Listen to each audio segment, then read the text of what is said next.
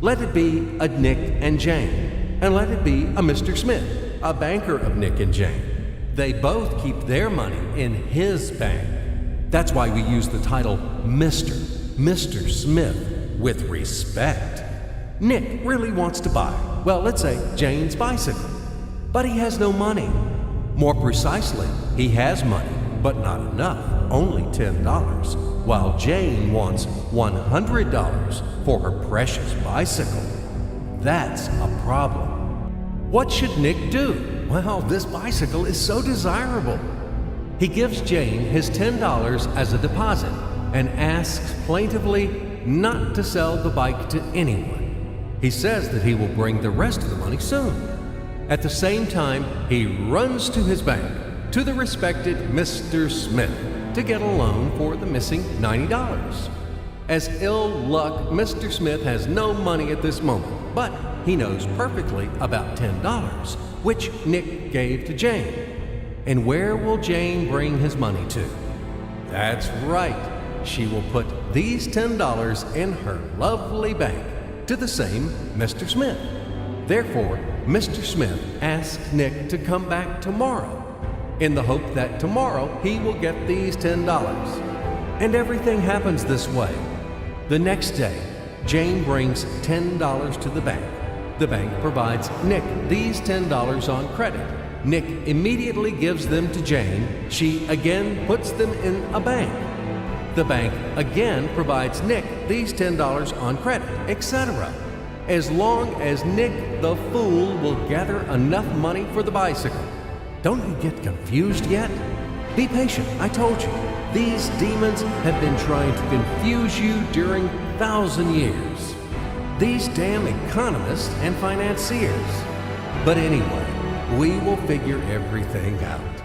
So what do we have in the end? Nick finally got the bike from Jane. Wow!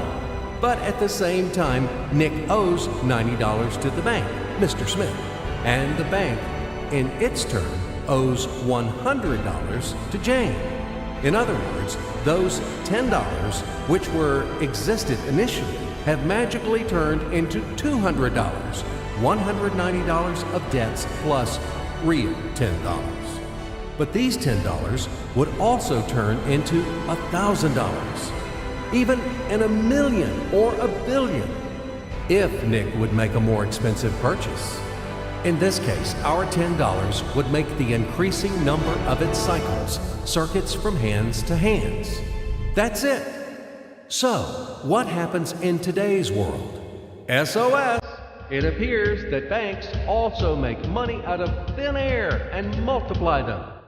Not only Fed can produce money, but banks either.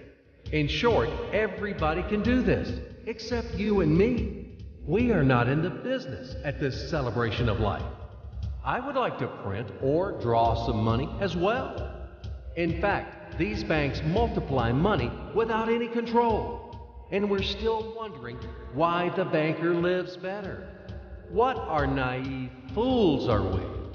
Now it is clear why. The one who produces the money, of course, lives better. But this is not enough.